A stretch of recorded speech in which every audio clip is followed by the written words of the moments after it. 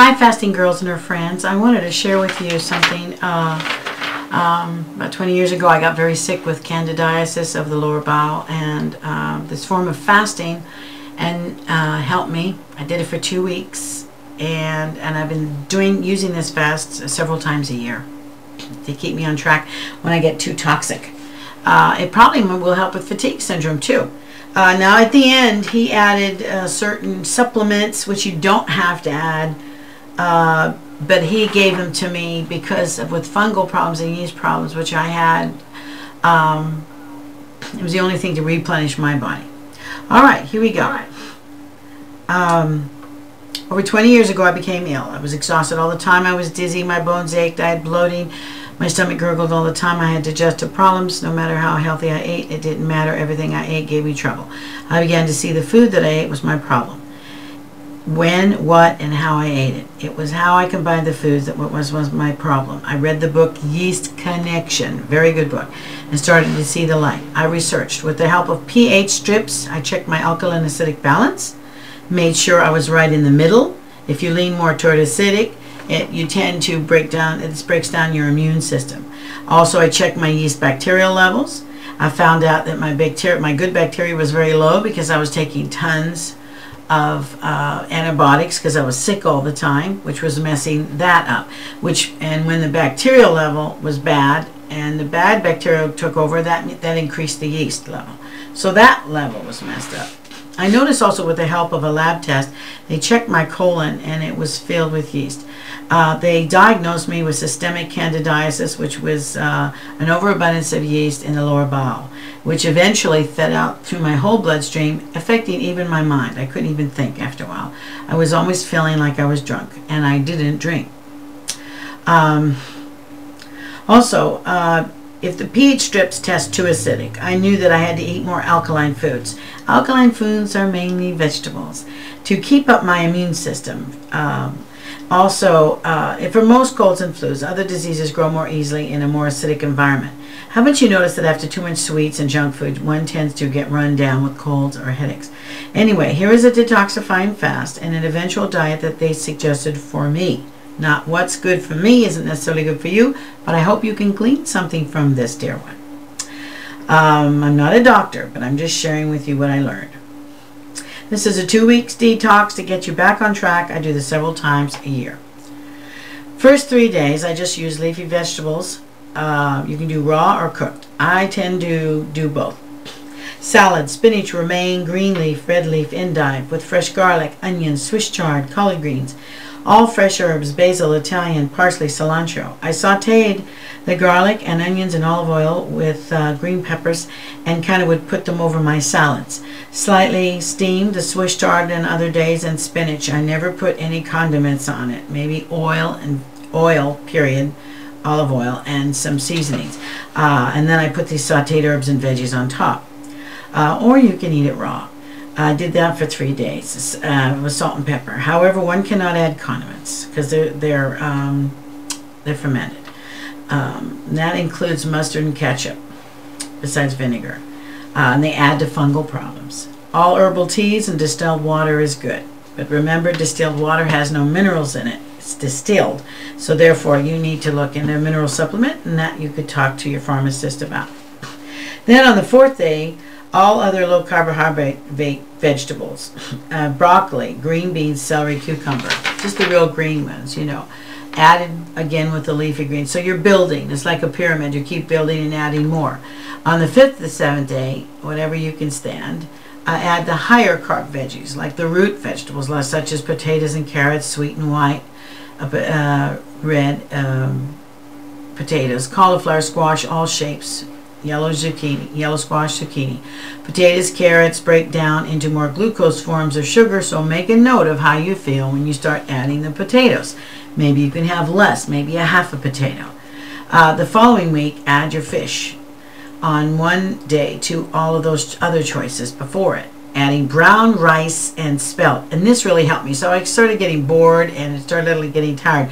When I added the brown rice, which was loaded with B vitamins, it really kicked me up a notch. And then when comfortable and ready, add the chicken and lean red meat if you wish. I stuck to more fish on this 2-week diet. However, menopausal women the biochemist suggested me that they should eat more red meat and protein, which I was in menopause at the time. Well, actually now, but before then, it was pre-menopause. Between the 10th and the 14th day, add fruits very carefully, and I mean carefully because it's a sugar, and even though it's natural. And watch how you act with a half an apple. Wait an hour and see how you're feeling. Add your berries, see how you're feeling. I wouldn't add the melons and the apples until the day after the berries. And then citrus fruit last. This will last 2 weeks. And once you do this, begin to eat wholesome and natural organic juice and foods. Avoid fast food as it will shock your system. This is important to hear. Come out of the fast as slow as you went in. Don't start eating rich foods until the end of the 2 weeks. If you cheat, go back to the leafy vegetables like you did in the beginning. And just eat them 1 or 2 days. And then you'll get back on track, and then you can eat normal again. And I mean normal means keep away from the coffee and sugar for a while. Have a cup of coffee and some donut once in a while. But after you cheat, go back into your leafy vegetables, which clean out the colon. Now, to help you stay detoxed, this is what I took as these supplements. That was something else. That was a certain fast in the diet. Now, these are supplements that I added for my particular condition of candidiasis of the lower bowel, okay, which is an overabundance of yeast. If you have this is good to add these. If you don't do it. But all that I've just told you is perfect for anybody to stay clean and detoxed a couple times a year. Now for fatigue syndrome 2, fasting girl, I'm suggesting these also. You can check with your osteopath, your biochemist, and with your holistic health practitioner about these foods. Garlic capsules, I think you know, are very important to fight against yeast and fungus. Aloe vera juice for gargling at night and in the morning. You mentioned the thrush in the mouth and on the tongue, the white thing. That's the toxins coming up. That's the fungus. That's the yeast. It comes up. So you want to gargle like that. At least I'm assuming that's what that white stuff is. The toxins. Anyway, so you want to gargle and it will kill it. Aloe vera juice. And there's some bitter brands and there's some very gentle tasting brands, which I don't want to recommend over the internet. It wouldn't be fair. Anyway, aloe vera, and then you can put as you detox, you want to put aloe vera gel on your body after a bath. It will soothe and kill any fungus that you excrete through your skin. During this time, you might get a little, kind of a little dopey because you're detoxing and headachy. And your bones might ache a little bit, especially the first couple of days. That's normal. I had spots between my eyes and my muscles all ached. But on the 4th day, I felt wonderful and my brain cleared up. Okay, drink a lot of water, please, my dear ones. Especially the lime and water, because lime turns into alkaline in your body. Besides the garlic, the aloe vera juice, the potassium citrate, the biochemist told me potassium citrate helps excrete the toxins out of your body, which is a mineral. I took 99 milligrams, but I'm not a pharmacist and I'm not a doctor, so don't go by me.